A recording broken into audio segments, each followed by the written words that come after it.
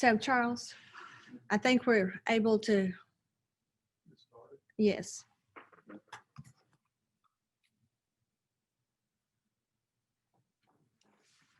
If you'll use your mic, though.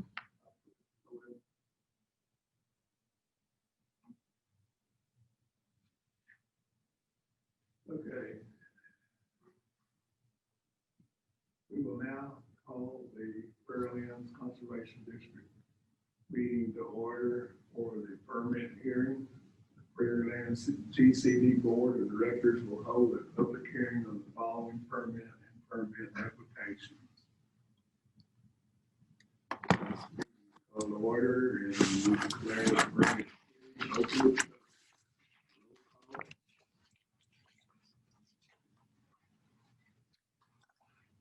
Director Becerra, Here. Director Kirk, Here. okay, Director Tischler, Here. Director McPherson, Here. Director Smith, Here. Director Osborne, Here. Director Curtis. Here. We do have a quorum present. Thank you, Senator. Item number 3. Receive permit hearing report from general manager. Any public comment, requests to contest, or consider granting, denying, or amending the application for the following operating permit and sections. Okay, everyone should have in front of them an updated permit recommendation sheet that I handed out this morning. It's an update from what went out in your electronic packet. Also, I believe we just passed around an updated map for that. But what I wanted to point out on here is these are the documents we'll be putting together for operating permits. It more or less summarizes the applicant and any historical information that we do have on file for that particular applicant. So what we have here is City of Carl's Corner. They're requesting authorization to drill a well under an operating permit. The well is expected to produce, well, what they're requesting is 300,000 gallons per year for 2020 only, because they don't anticipate the well being operational until the latter part of the year, but they're requesting 22 million gallons annually thereafter.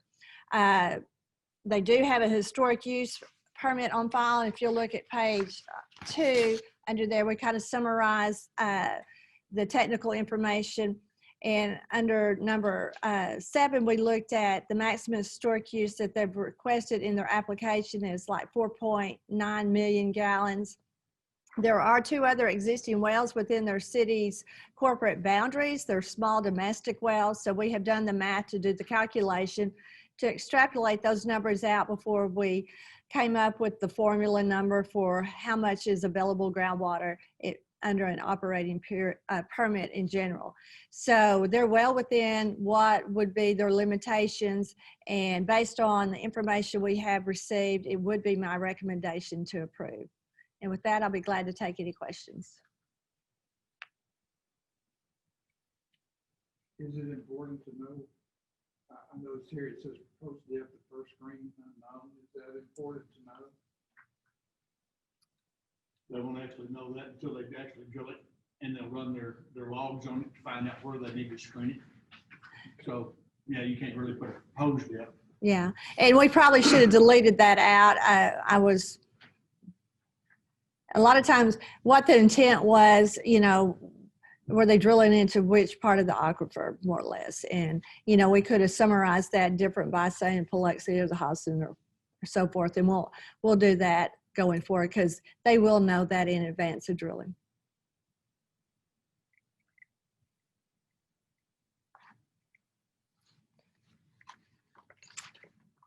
If no other questions, again, it would be my recommendation to approve. I motion to approve. I second. Motion made and seconded to approve the well. All those in favor say aye. Aye. Those opposed, motion carried.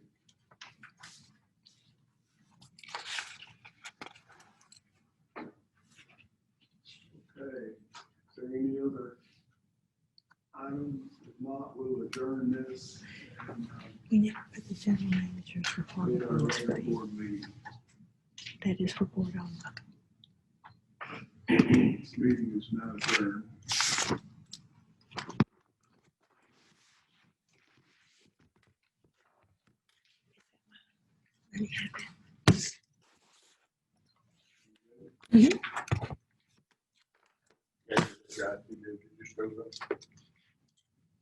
See somebody look like cars flying in. Yeah, Paul, is it? Yeah. Okay. You might announce we're experiencing a little bit of IT difficulties.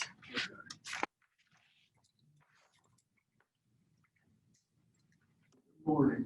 We will call the regular board meeting to order. Fairlands GCD Board of Directors may discuss, consider, and take all necessary action, including possible expenditures of funds regarding each of the agenda items below.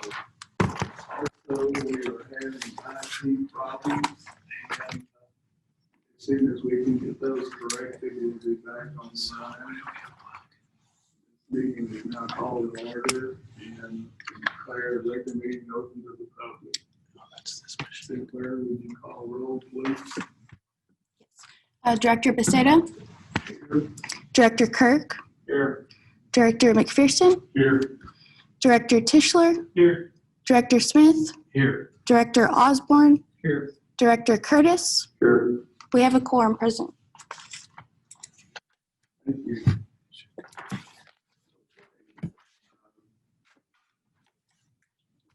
Public comment.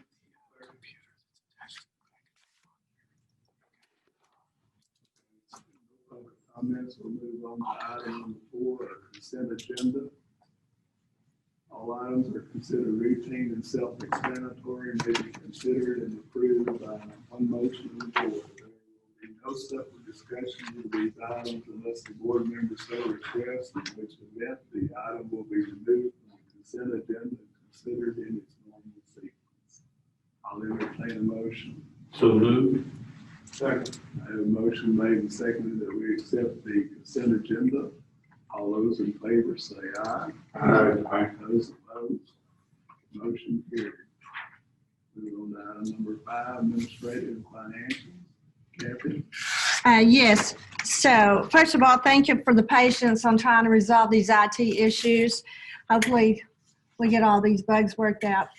As far as the administrative financial, as you can see, there's been a lot of transition going on trying to get into this building. I want to first thank the staff for all they've done to help assist, and a lot of it's the last minute. I know some of IT was here working till 9 p.m. on Friday, trying to make sure this board meeting went all smooth, and I think it probably would have if we just hadn't unplugged one item a while ago and triggered it to come down.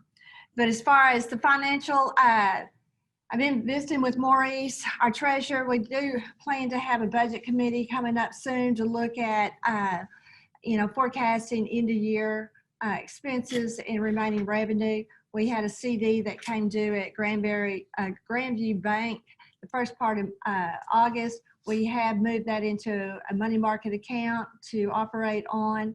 That kind of diminishes all of our remaining certificates of deposits. But what else was I going to say on that? Outside of that, I think, just kind of forecasting how we finish this year up and look at 2021 projections for budget planning. It's going to be real important. So we probably have 2 or 3 meetings on this to really work through all that information. Second item included is the second quarter investment report. I believe if you look at that, you'll see that all funds of the district are adequately secured. Unless Maurice has something to add to that, it'd be, just my recommendation to accept the information that's provided in your packet.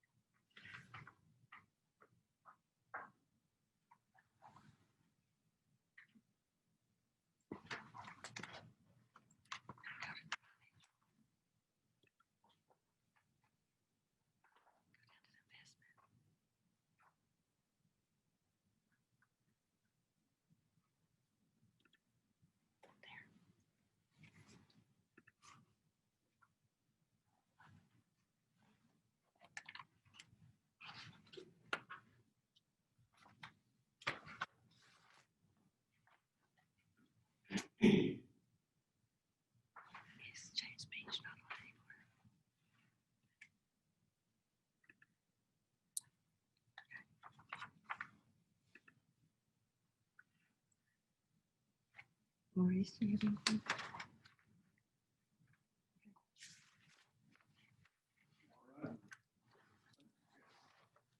On to item number 6, update on public outreach activities.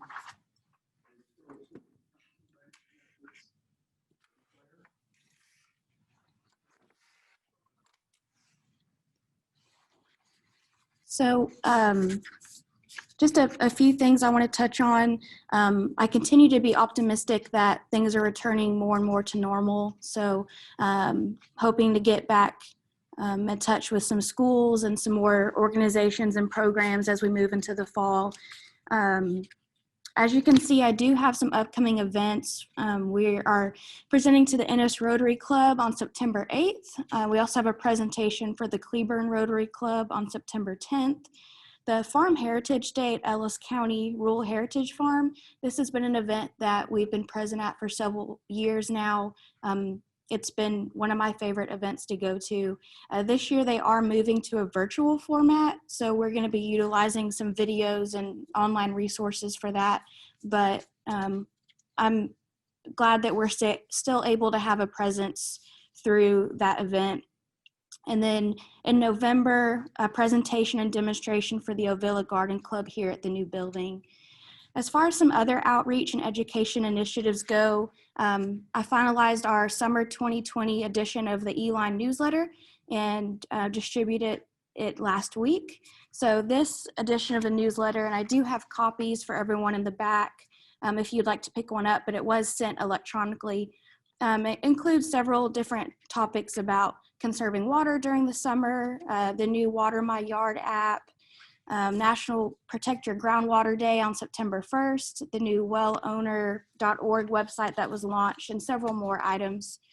I'm also working on finishing some pop-up banners with different educational and promotional content. We'll be displaying those at the new office building, and then I'll also be able to use them for outreach and education events.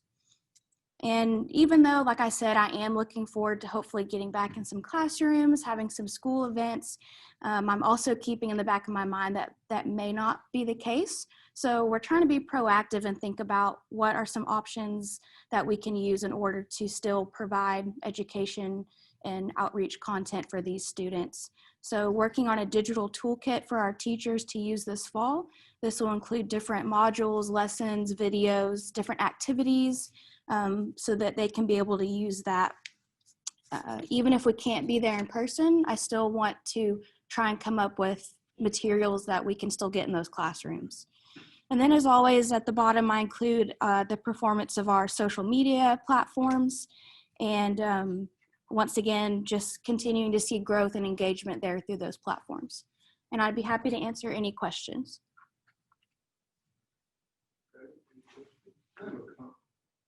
John Curtis, I have a comment.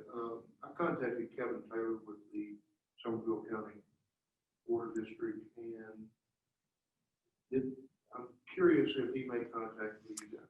Yes, sir. We did get in contact with him, and he was wanting to see about having us come present at a Glen Rose Lions Club meeting. Right. However, I did present for them in mid-November, I believe. And so we decided to wait on that because it had just been about, the time we talked to him had been about 6 or 7 months since I had presented there. So we decided to wait a little bit longer before we reschedule another presentation with them. Thank you. Any other questions? No? Thank you. Thank you very much, Ms. Claire. On to item number 7, discuss, consider, and take action to approve resolution number 20-004, adopting amendments to the district bylaws, updating the district physical address. Yes, everyone should have included a copy of the amended bylaws, red line with the information reflected that will be updated with the relocation to our new office facility. Only other changes included were a few formatting and non-substantive, modifications just to make it look pretty. But other than that, that's the only requested change. And unless somebody has a last minute need, I would encourage the board to accept these changes and approve the resolution. I'll entertain a motion. Second. A motion made and seconded that we update our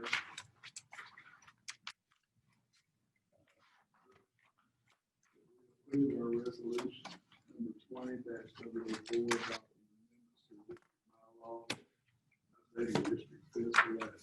All those in favor say aye. Aye. Those opposed, motion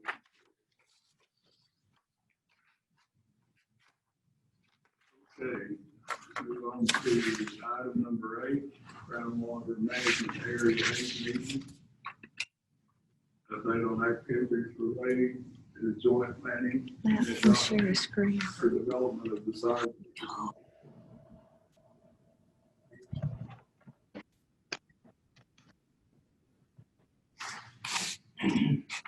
I think- Resolve the internet issue yet. Well, but James is available and he's unmuted.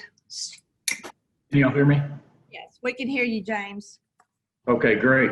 Well, there's not a whole lot to report. The meeting went as planned, and GMA 8 is on the way to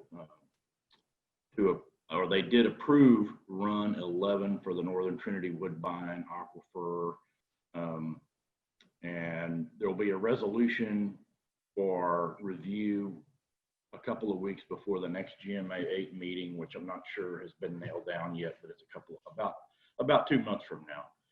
And the non-relevant aquifers were again officially voted on, and that's squared away. There's a few more details to tie up with the resolutions for the DFC statements to be for the final resolution, and then that'll all happen at the next meeting. But I think everything's on track, and it was a short, productive meeting, and the resolution should be out for everyone to review and for legal counsel from all the districts to review before the next meeting. That's all I have. Thanks.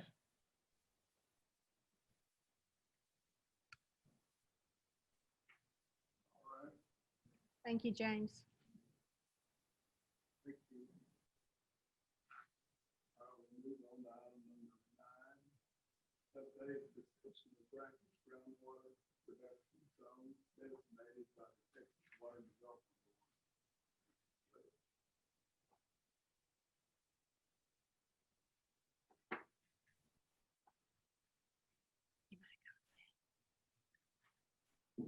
Y'all hear me? Okay, this is Brian Sledge, legal counsel for the district. There's some information that we put together on this that you've seen in your board packets, and also our hydrogeologist, Mr. Beach, and his team prepared some maps that were included in your board packet on the brackish groundwater production zones. The issue here with these is that in order to encourage utilization of brackish groundwater, the legislature, for a number of sessions in a row, undertook to try to create some incentives for folks to use brackish groundwater and desalination technologies associated with that. And ultimately, in 2015, a bill passed, House Bill 30, that required the Texas Water Development Board to go around the state and to identify areas of brackish groundwater. And basically, these are areas that are between 1,000 and 10,000 TDS, where water could be safely pumped in quantities to be determined by the Water Development Board without causing significant impacts to freshwater groundwater resources. And I'll say that part of the problem with this whole idea is that I think it was presumed by many in the legislature when they were pursuing this, that there were these magic pockets of brackish groundwater down in the earth that were hydrologically disconnected from our freshwater resources. And by and large, that is not true. By and large, we have almost all the major aquifers in the state, including the Trinity, start out in the northwest, where they first appear at the land surface and where the rainwater hits. They typically have very low TDS levels in the outcrop of the aquifer, and that water travels towards the Gulf Coast along with the slope of the land, travels southeast and dips deeper and deeper and deeper, the aquifers do, as they move towards the Gulf Coast. And as you dip, the water gets saltier and saltier and saltier, so that, for example, when you're out in the west side of our district in Somerville County, you've got pretty low TDS levels, and by the time you get over under Charles and Randy, they really start to spike up a lot. By the time you get to Charles, as he knows, on the east side of our district, they really start to spike, and by the time you get one county to the east, it's so salty nobody can use it. And so, because the legislature was unable to agree in 2015 on what the implications of designating these zones were, they worked 2 more sessions on that, and finally this session, they passed a bill in 2019, the most recent regular session, to say what it is that the implications of that are. And basically what the implications are is if somebody wants to apply for a production permit for brackish groundwater, they get under a different set of rules. And those rules include the Water Development Board modeling how much can be pumped from a particular area without impacting freshwater resources. And they get a 30-year permit term. And groundwater districts can, or if they get an application, must adopt special rules consistent with that new statute governing brackish groundwater withdrawals. The big key for a permittee who would drill a brackish groundwater well and put in the desalination technology to desalinate that water, and it's primarily aimed at municipal users or power plants. But anybody can do it, but the bill specifically mentions those 2 types of users, mostly thinking the use would be big municipal users. Groundwater district decides that some year during that 30-year permit term that this pumping is actually having a bigger impact on freshwater resources or achievement of DFCs than was anticipated, they can ratchet that pumping back, but only with approval from the Water Development Board. That was the big compromise and the big attractive ticket to folks that might want to put in a brackish well and not have the groundwater district cutting them back. You get a longer permit term, and the groundwater district can only pump you back if the Water Development Board agrees that yes, this pumping is having these impacts that we didn't anticipate, and so you can cut it back this much. And so if you look at the maps we have that are in your packet, I'm holding them up here for this beach. You have by layer, by the Glen Rose, the Hensel, the Austin, the Biloxi, and the Pearsall. You have areas where the Water Development Board has designated brackish groundwater production zones. And basically what they did was, I think, and James can jump in and correct me, although mine is at a high enough level here, I probably can get it right. They came in and figured out where they thought the 1,000 TDS line was as the aquifer moved down dip to the southeast. And then anywhere that they had found actual well that somebody was using in that area, or a disposal well. They carved a radius of 5 miles. You remember miles? Anyway, they carved a radius around that well, so that would push the edge of the brackish groundwater zone back. So the zone moves depending on which layer of the aquifer you're in. And so right now, what we're trying to do, Kathy and her team, Michael and Mr. Beach, are trying to figure out if we have any wells that might have been missed by the water zone board that are actually producing from that zone. And we asked out here, we thought we might have a couple. One of the issues, and so there's a couple of things for the board to be mindful of as we do it. One of the big issues for us, and I guess the big issue for the board is, do we need to go ahead and adopt rules for brackish groundwater production and brackish groundwater? We don't have any applications in-house, and I'm not sure we are aware of anybody proposing to go put in a brackish well system.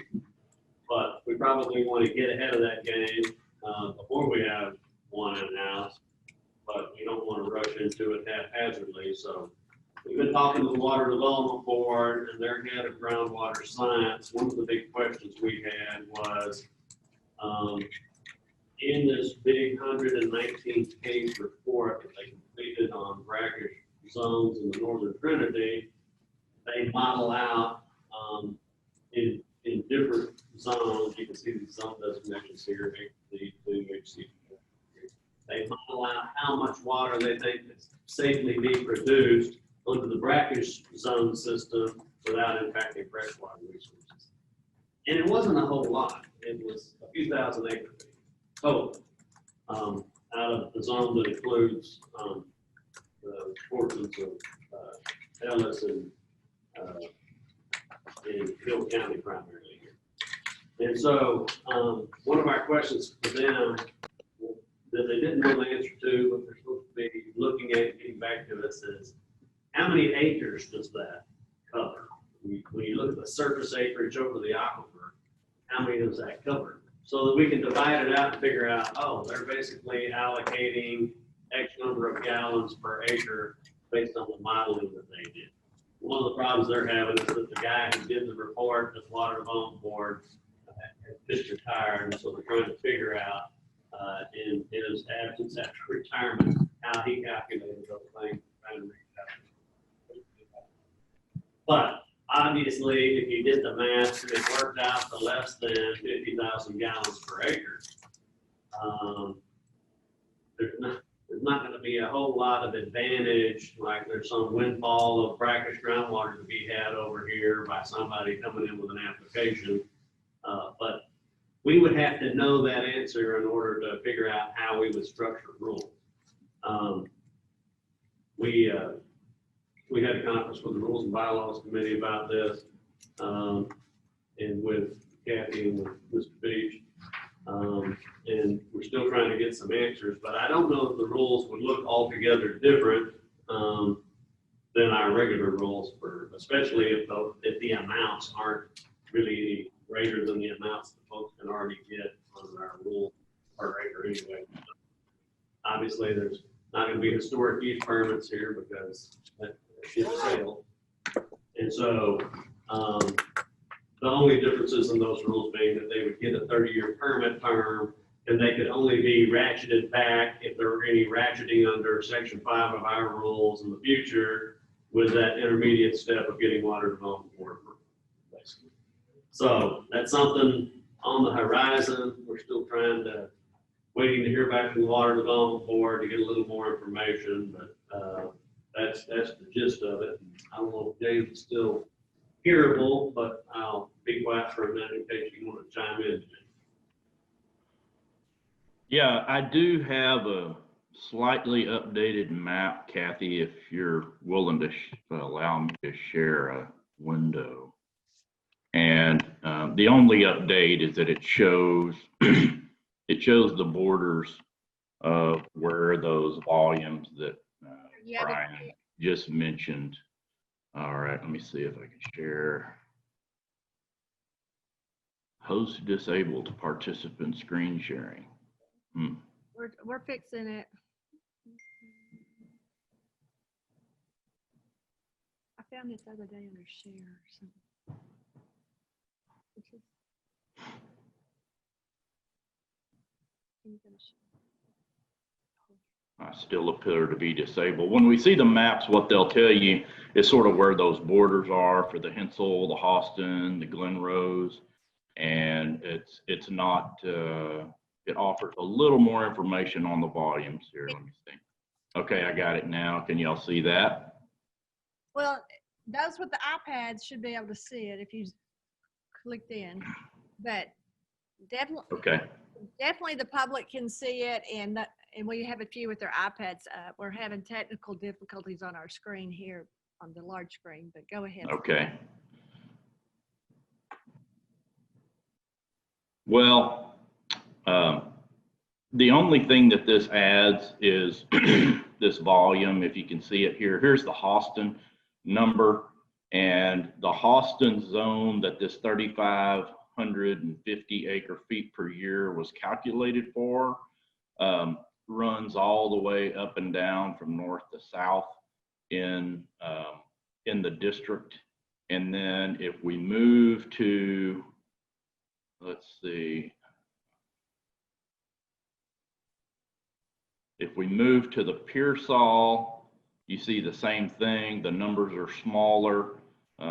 This is the Northern Trinity, Pearsall, and I'm sorry, this is Biloxi, and 380 acre feet across this whole area. So as Brian said, what we're going to be doing is looking at the area allocation that would be calculated from those numbers. And we haven't got to that step yet. I had Yuba map these out.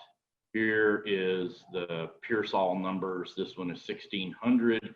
Again, there's no break across the district. When we go back up to, let's go back up to Glen Rose. You'll see that it's sort of an artificial break here in Ellis County. And in the Glen Rose section to the north, you've got 315 acre feet. And then to the south, you've got on the Glen Rose 3, which are just arbitrary numbering system that the Water Development Board came up with, you've got 600 acre feet. And so there's just this arbitrary straight line that kind of breaks Ellis County there. So you can see that what Brian said is quite relevant in regards to how you approach this. These aren't huge numbers. They're going to be fairly small and potentially not that attractive. The other thing, I think, Brian, we've talked about this with the committee. I'm not sure that we mentioned it here. Maybe you did, but you know, anyone can come into this zone out here where there's no district, for instance, and well, let's see, Neches and Trinity GCD is right here in that little red area. But then, you know, some of these counties don't have a district, and so obviously they could drill into those brackish zones there and produce that water. And then that's one of the contemplations you might consider in rule writing as to how that would affect allocation permitting of that water in the district. Here is again, this is the Austin, and it stretches north to south. There's no break in the district. So that's the update on the maps and the volume, so you can kind of get an idea of how the Water Development Board allocated that and modeled it. And Brian, I guess you can comment one way or the other, but there's no way to change those numbers as far as I can tell. The Water Development Board has done its work. They are production zone numbers and will, you know, required to follow state law for permitting if an applicant is you know, going to apply. Yeah, that's one of the questions we had was, well, if y'all miss a well that's in our database, it's actually there, and you put a radius around it. defining the zone, what kind of petition process is there to amend these zones, and the answer came back, there's not one. We also had asked when we were last visiting about this, they had a rule package coming out from the Water Development Board on this topic. Would that have anything to address that issue? It does not. It basically mimics the statute and bill from last session pretty closely. Not a lot of wiggle room in there, but nothing in this topic.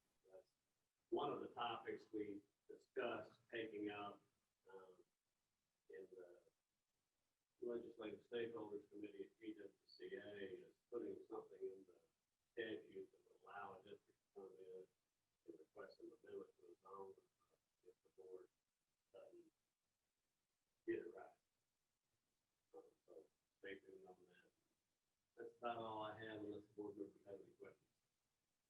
I have a couple- And Brian, I couldn't hear you perfectly, but you may or may not have mentioned that the Water Development Board, I think on August 5th, did put out for comment their guidelines on this. And I know you and I have talked about reviewing those.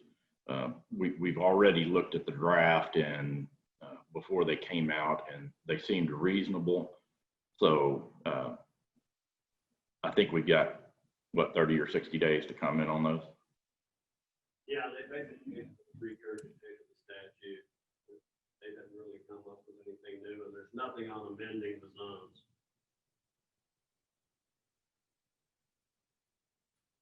Couple questions to either Brian or James. The simple one first. I'm looking at the map that's in our folder. It's the last map on the Pearsall. And I noticed basically they circumvented Midlothian. Do you know why? I mean, it comes all the way across the top to the county line, but then when you drop south, they come all the way back around Midlothian. It would be because there's wells there. Because there's wells. There's wells. Everywhere there's a well, and James might be more familiar with the formula, they cut out, depending on the type of well, they cut out a 3 to 7 mile radius everywhere that there was an existing well. Okay. Which is about. Yes, yeah. So that for public water supply wells, I can't remember for sure. I think it was 5 miles. And then for class 2 injection wells, I think it was 10 or 15 miles. Okay. So for the bigger radius, those are the class 2 injection wells they wanted to stay away from. And then the smaller radiuses are, public water supply wells Okay. typically. I guess I'm confused. The zones that they designate, like, if you look at the maps, the different colors for the different officers. And then you have the white areas, which is outside the zone, which James mentioned all the. Am I to understand in the colored areas, the designated zone, that's controlled? But if it's in the white zone over here, which is outside the zone, anybody can do that anytime? Yeah, well, looking at your maps, when we look at the white areas on the west and north of the colored areas, those are all fresh water. So that's just normal rules. The white areas to the east are above 10,000 TDS. So that's not brackish water, that's salty in the water development board. So yeah, anybody could produce that water. They're just not thinking anybody would because of the cost to treat it. Right. Once it gets above that level and how deep it is, they don't think they're gonna treat it. And so this map would just be a smooth, straight, or straighter contour lines of just the colored areas being everything between 1,000 and 10,000 TDS, but with these radiuses imposed on top of it from all the actual wells and all the injection wells. The injection wells now being where the rubber meets the road on the discussions folks were having for a couple of decades there. especially during the beginning of the Barnett Shale play. We shouldn't be injecting that stuff. We may need to use that water sometime. And here they are proposing to use it, but they've injected a bunch of oil and gas waste down there, so they're carving those areas out. It's something that can't be used. So if somebody chose to put a brackish well in the white area, the non-zone area, are they under the same rules if they were doing it in the zone? No, They're just wide open? under the statute, if they're above 10,000, yeah, they could just, well, it depends on what groundwater district they are, and whether that groundwater district lets them do that. Okay. You know, Yeah, and Brian, one other thing to add to what you said there about the Class 2 wells, out of an abundance of caution, Water Development Board was in a hurry to meet the deadline, and they used that 15-mile radius around Class 2 injection wells as a safe place to protect brackish groundwater, potential applicants of brackish groundwater production zones from potential impacts from injection wells in those areas. They may or may not have been putting waste into those brackish zones. They just go through those zones. And so if there was a casing blowout or any other kind of failure of the well, then in an abundance of caution, the Water Development Board put those large radiuses around injection wells. They currently have in place or putting in place a contract to go back and review all of the Class 2 injection wells to see if that's the appropriate distance or if it should be less or more than that. Brian, the reason I'm asking that question, again, I'm still kind of confused, but if somebody went 500 feet or 1,000 feet outside of one of these zones where there was still brackish water, they're operating under a whole different set of rules than if they'd done 1,000 feet back over here in the zone, right? yeah, which is why Assuming the district would allow. we tried to make a number of arguments when this legislation was being proposed, that it was kind of ridiculous, because why would I put a well in here where it's 900 parts per million TDS, and I'm limited severely on how much I pump, and I can go across the 1,000 border and just pump all I want. But the way it worked out is the Water Development Board had to, had to model how much could be safely pumped, and it turns out they're just, their modeling numbers come back, they're pretty low, It's hard to fathom that anybody's gonna put in a well field project with desal technology with these numbers. I mean, if you had the entire, county's worth of brackish groundwater, you wouldn't have enough water to make a project cost feasible. So in our area, at least, I think it's a whole lot to do about nothing, but we still got to do something. Yeah, and I think part of the debate in other places, Brian, that I've heard is that, if you take that low area allocation, similar to what Prairie Lands has done in the freshwater zone, and try to be proactive on, hitting your DFC as required by Chapter 36. If you take that allocation approach for these brackish production zones, then you're right. I think there's a strong disincentive to try to go out and collect all the brackish, the water rights in those areas. I think the other part of that debate is if you don't have those rules in place, or if you're not clear on that allocation, then there may be the thought by some that they could come anywhere into this brackish production zone in your district and say, I would like to have all of the water allocated in that brackish production zone. I'm going to put 2 wells in, 20 miles east of Midlothian, and I'd like all the volume. So it's unclear from what I can tell, and you're the lawyer, I'll let you comment on that, but I think that's one of the uncertainties out there, given the variation in allocation approaches across the Northern Trinity and across the state.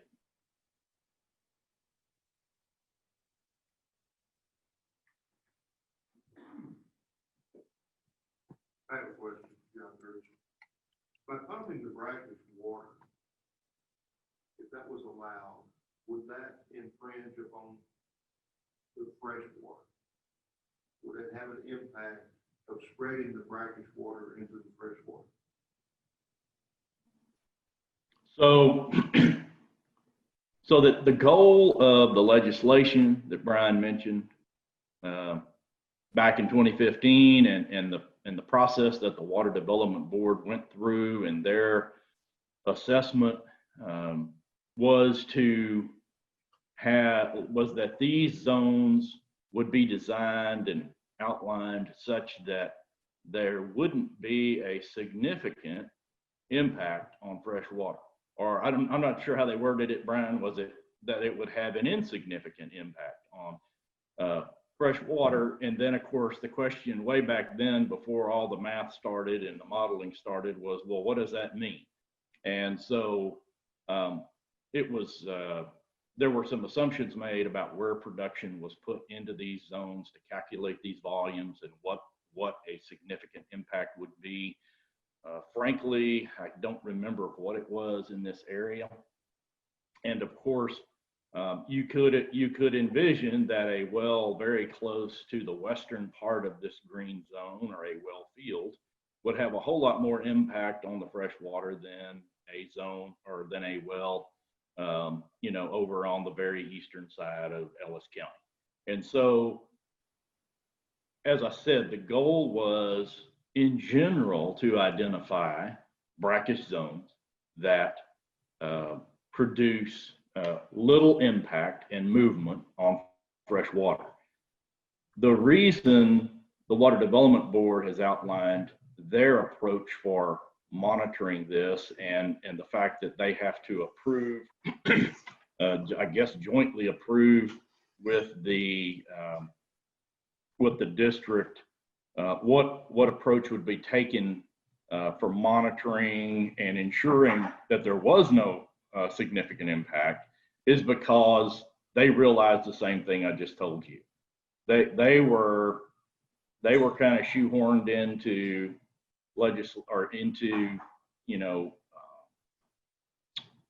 a methodology that said generally provide us some brackish zones that don't have much impact on fresh water.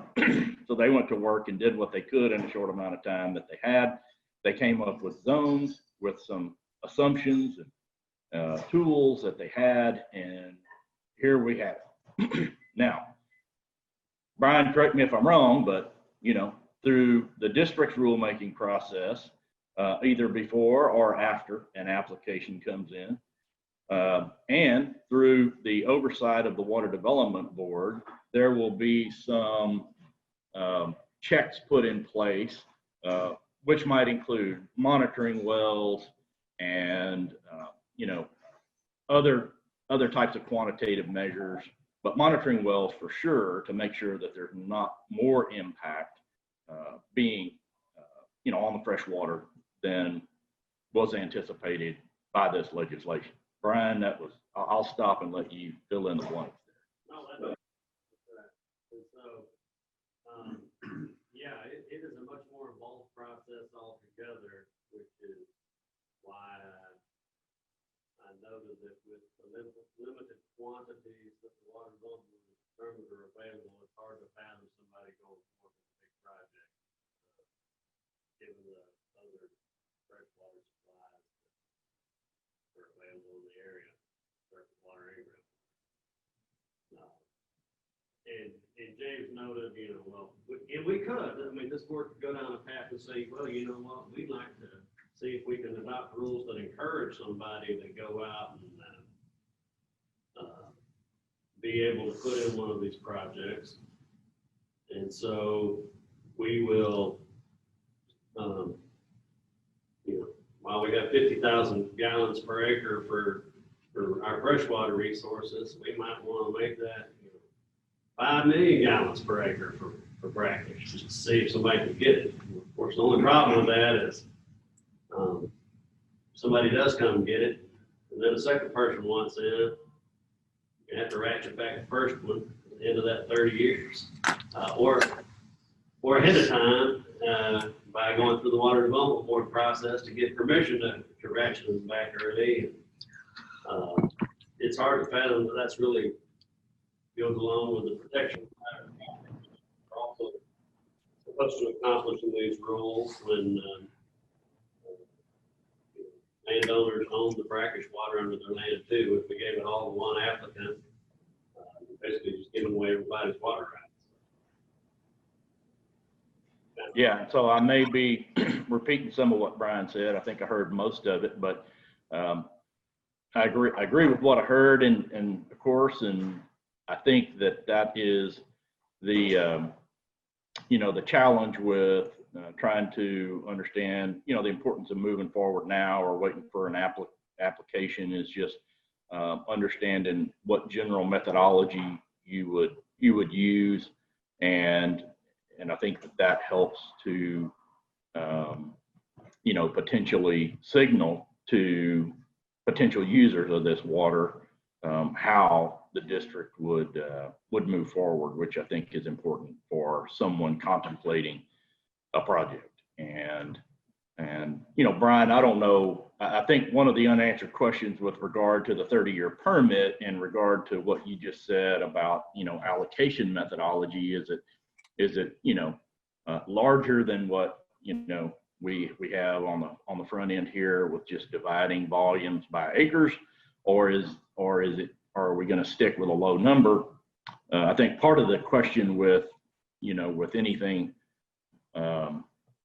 is that if a 30-year permit is required and can't be retracted or reduced, then that sets up a certain I guess concern about over allocating, right? Or allocating in a way that would be considered unfair or potentially more impactful on freshwater than you thought in the beginning. And of course, unfair is like beauty; it's in the eye of the beholder. And y'all understand what y'all done on the freshwater side, but all of that is sort of in the mix here. And I'll stop there. James, can you restate just pick one of the aquifers in the zone? How many acre feet is available?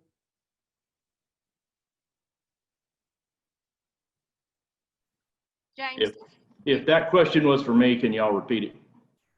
Yeah, so in the zone, say in western Ellis County, just pick Glenrose or pick the Hensel. How many acre feet did you say was available in the zone? were you able to hear that? I think so. I think if I can repeat the question, how much was available for the Hensel? Sure. Let me go to my map real quick. Hold on. I'm not sharing, but I need to get to it real quick. I understand. But it's a small amount of water, correct? Correct. Yes. Okay, so is the small amount all that's available, or is the small amount all that's available without affecting the freshwater supplies? In other words, if they say 300 acre feet is available, which is a very small amount. But It's the latter, Paul. That's the amount that was available without having significant impact. okay, so that's how I understand the answer to the question before was, will these withdrawals affect freshwater? Is the answer not, no, it won't, because the amount was set at a level so it would not. Correct. The goal was to set these volumes with certain, well, with the constraint that it wouldn't have a significant impact. And so just to put a little color on that, so the assumptions that came into that were that the GAMs were used to make these assessments of, you know, significant impact. So obviously with a GAM, you've got to say where that particular brackish well field might be, or distributions of wells might be. And there are documents out there that we don't bring to the screen today that show where those, you know, where those assumed wells were and how much they were pumping. And so we can go into that at another meeting or in committee if y'all would like. I apologize, I don't have it here.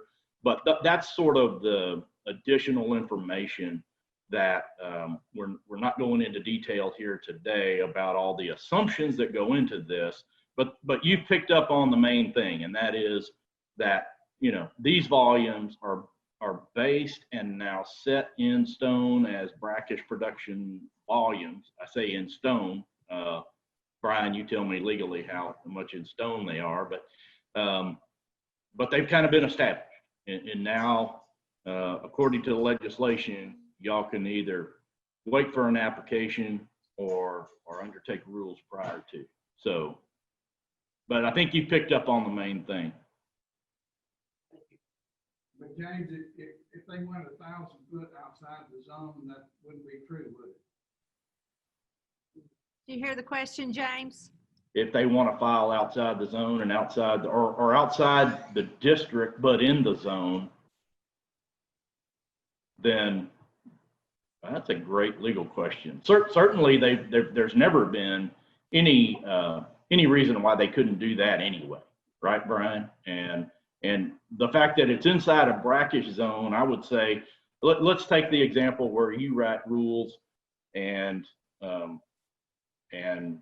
get those in place, and they went right across the county line, but into the zone. I think the goal with having rules in that situation would be that you have contemplated, anticipated what those impacts might be to the rest of the zone, and that you might make a Brian, legally, I don't know how you would do this, but I think there would be some benefit to saying, if that is in place, and we know that, you know, a brackish well field right across the county line is already pumping everything in this brackish production zone, and they didn't need a permit, and they're not necessarily monitoring, then that would potentially have an impact on how the district stepped forward with allocating more out of that brackish production zone. And I have no idea what the legalities of all that would be. Brian, I don't know if you want to comment on that. First, Maurice, I think what you would be talking about is if they went into the Barrow County. No, I'm just saying, if I understood your question, was the limitation on the brackish water, does it or does it not impact fresh water, and they were set not to impact fresh water, right? Correct. So there's more That's water in the there. zone. It's in the So zone. if they go out 500 feet or 1,000 feet outside the zone, that don't apply. Correct, but we're still in our district. So we still have rules for that well. They would have to get in the Barrow County, which is outside of our district, and then all. Yeah. Everything's off because there's no district. Definitely. They can't come back into the white part of your mouth. That is not part of the brackish zone that the TDO. The The Water Development Board. Yeah. They didn't designate the left side of your mouth. This- And brackish, this is water well. But if they're inside the district and within a brackish zone, it's different rules than if they're within the district outside of the zone. Then they have to fall under all other groundwater regulations that the district has adopted. If they're in the white area. within the district, They fall under the rules of that. which means they'd have to get an operating permit, so forth. Are we aware of any other districts that have addressed this? This is brand new. I mean, when I first reached out to James Beach, I believe he said he has a couple of other clients that they're kind of, looking at how much water is actually in these zones, so forth. And Brian, were you going to add to that? Yeah, there's a whole lot of this. But none have adopted anything to my knowledge. I think there's a couple that have rules that are being considered, and like Kennedy County comes to mind. I think Victoria County, or Victoria, whatever district that is, I believe that they're getting closer. Oh, they already have draft rules? I think you, going back to Paul's question, I think if you look at the numbers, like the hospital, spread across what's got to constitute,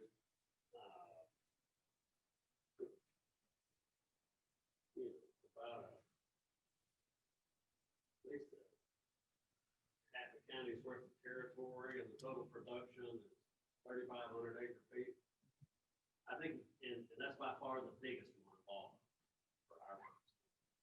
I think if you're gonna do the math, you're gonna figure out that everybody would be better off with 50,000 gallons per acre than they're gonna be under this. And an interesting legal dichotomy is the way the bill was structured.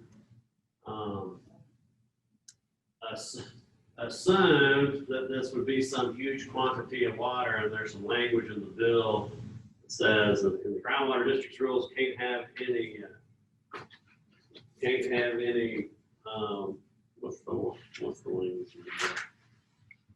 We have to be consistent with those numbers. I think there's a legitimate question whether they actually decrease, whether we can put 50,000 in there if it turns out to be less. I think we probably can, but anyway, I think we wait and get the information back from the water development board and let James and his number crunchers take a stab at it, and then we'll bring it back to the board and talk about what rules we need to get on the books. I don't think it's going to be,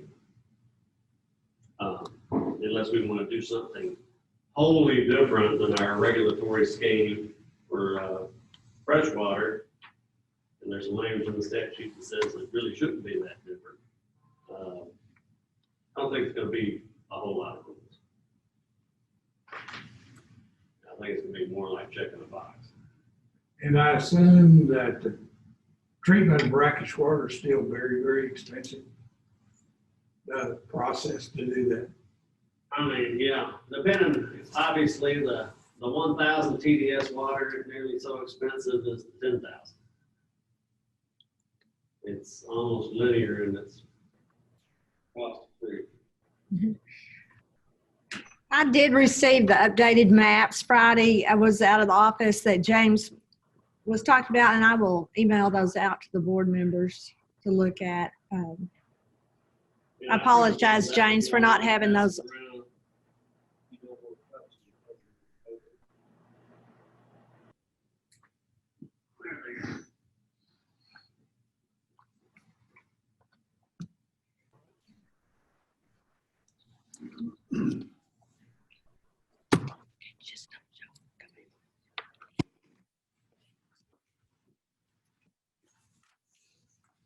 That's all on that, Mr. President. Is there any other questions?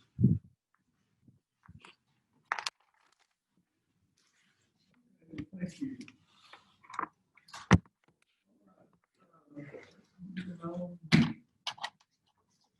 At this time, 10:30 a.m., the board will recess and close the session under section 551.071, 551.074. Texas Government Code, consult with our legal counsel on today's agenda and to discuss personnel matters. No final action will be taken during the closed session. At the conclusion of the closed session, we will reconvene in the open session. Thank you.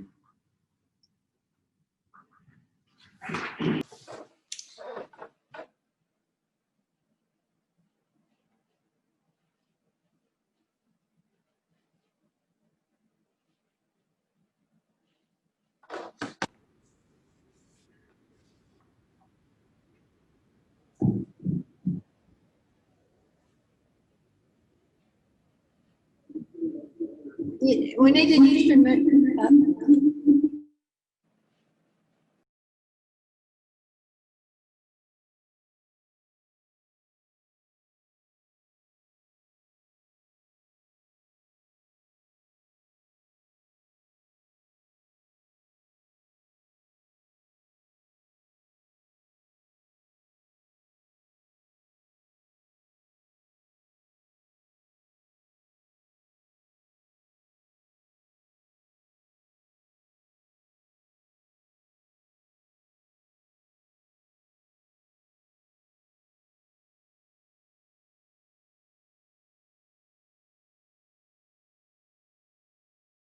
Five,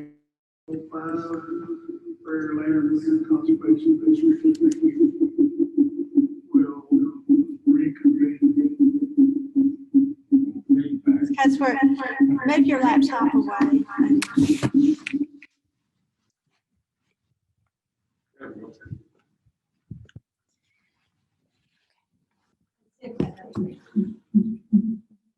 What it is we're running through that, and we have the mics on now, so.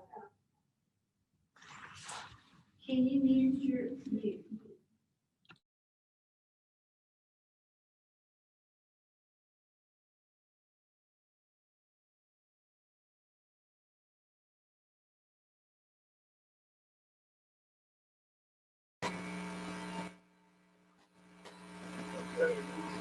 Move on to item number 10.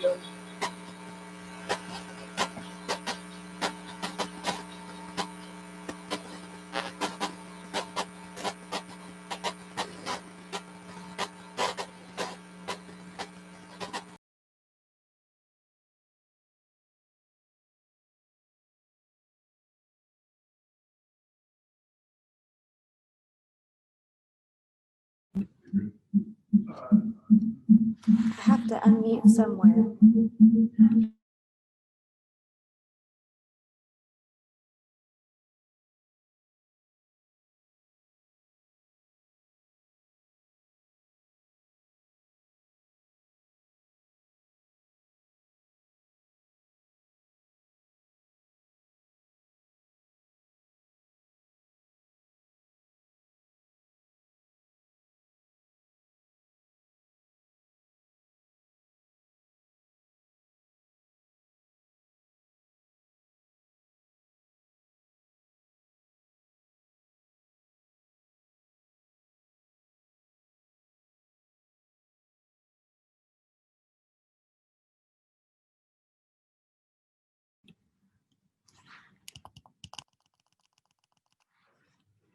Okay. Okay, we'll move on to item number 10. Consider enforcement actions, including without limitations, litigation, imposition of civil penalties, and/or compromise and settlement agreement for violations of district rules for the following. Kathy, would you? I believe we're gonna hand that off to Brian to lay out. Okay. Mr. President, based on our discussion in executive session, I would recommend that the board entertain a motion directing the general manager to send a notice of violation to Orchard on the Brazos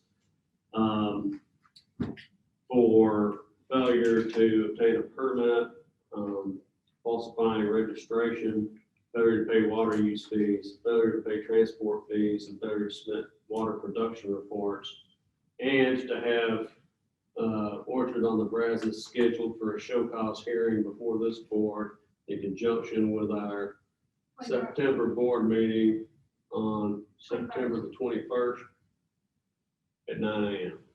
So moved. Second. Have a motion made and seconded that we,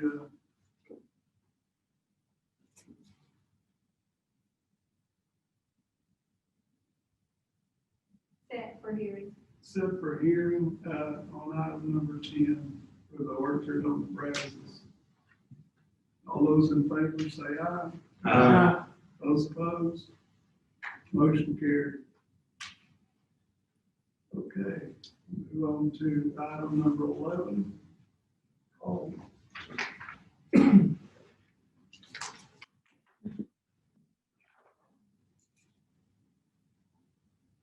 I'd like to make a motion to accept the recommendations of the Policy and Personnel Committee. Second. I have a motion made and seconded on the recommendation of the Policy and Personnel Committee. All those in favor say aye. Aye. Those opposed, motion carried. Move on to item number 12.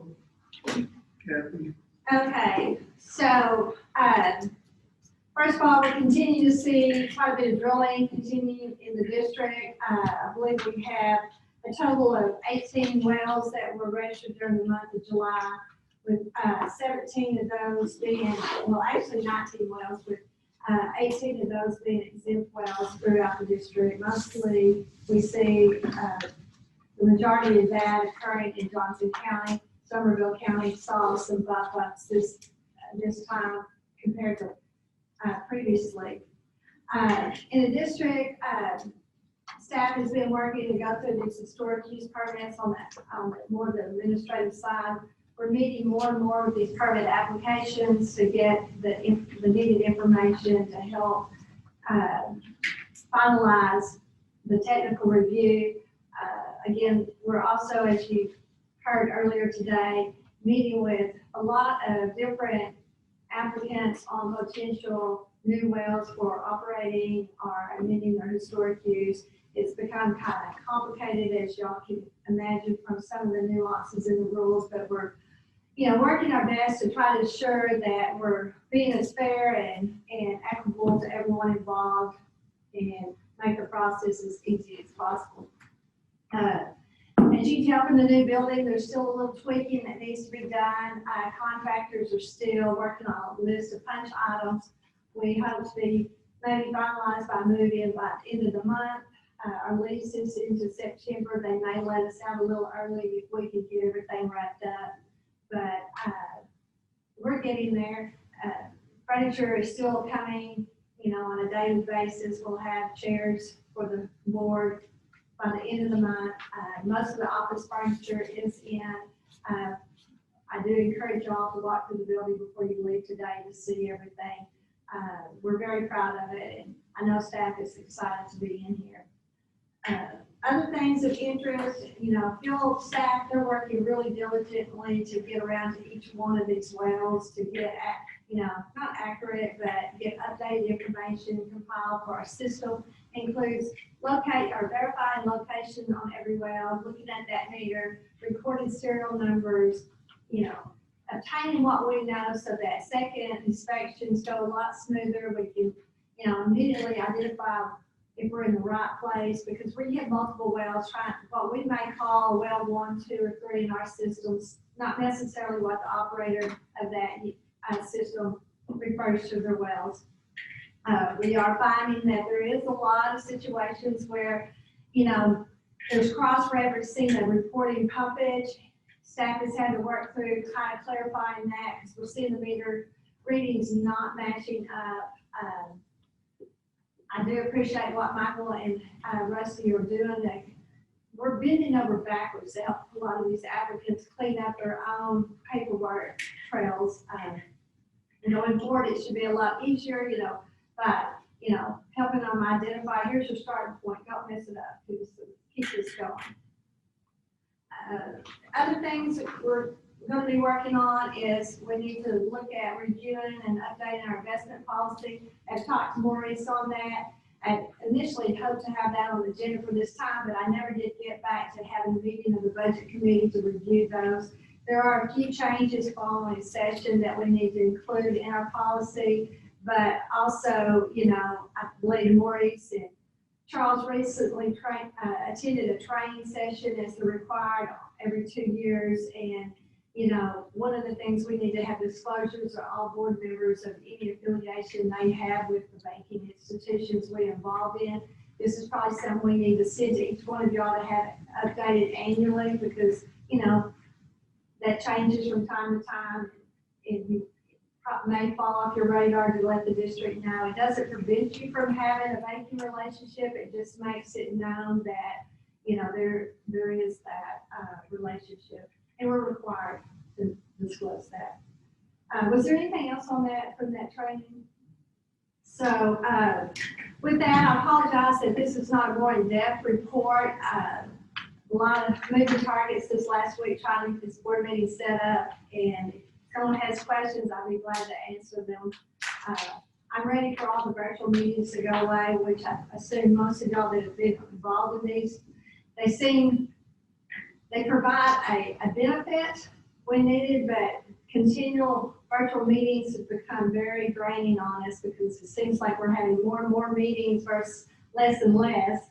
But glad we have the opportunity or the availability to use this technology, but ready to get back to some face-to-face meetings and carry on with the district business. Thank you. Is there any questions? Okay, we'll move on to item number 13. Thank you, Mr. President. Most of what we've been working on the last month has been discussed here today, the brackish stuff, rules implementation, enforcement activities. Update on the LCRA Lost Pines case. They're still going back and forth on the proposal for decision that came out of the administrative law judge. They filed exceptions and replies to exceptions, and now there's some arguments that a couple of the findings of fact and conclusions of law don't match up, and so they're trying to seek to get that modified, but it still hasn't gone back to the Groundwater District Board from the State Office of Administrative Hearings. They expect that to happen next month, and then we'll have a decision to look at on that one. And I think they're going to bifurcate that decision into, one, how much they can pump, and two, what all monitoring and whether they can discharge that into the Colorado River system for use by LCRA within its system. So stay tuned on that.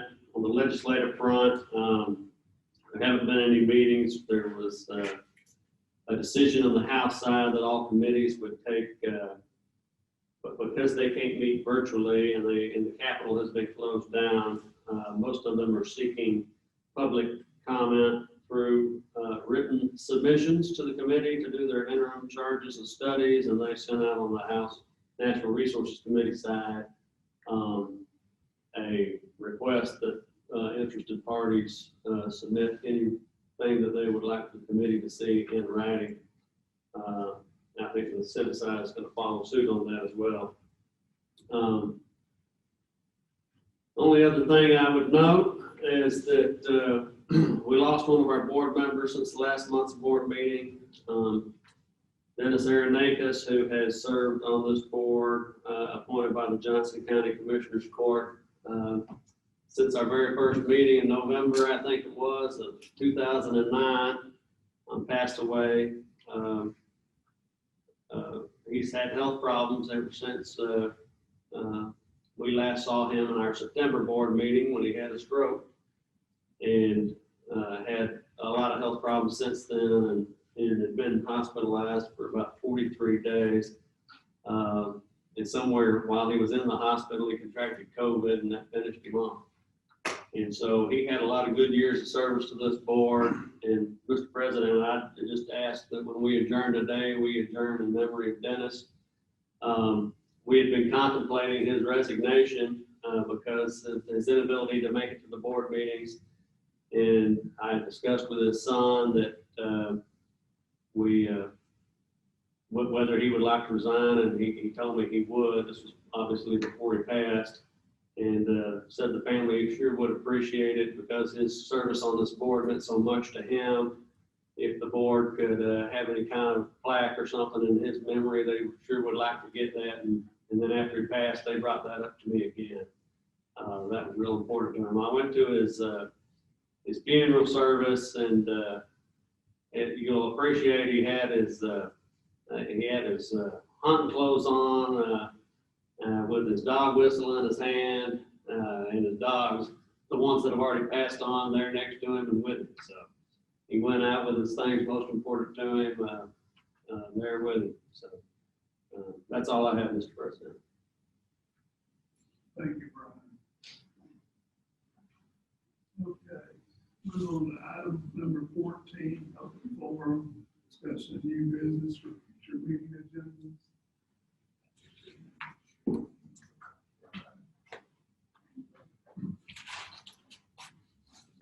Okay. Guess we'll go on to item number 15. I'd like to make some motion to adjourn and let's do this in the memory of Dennis Aronakis. Second. Thank you. We have a motion. All those in favor say aye. Aye. Those opposed? Motion. We are now adjourned at 12:20.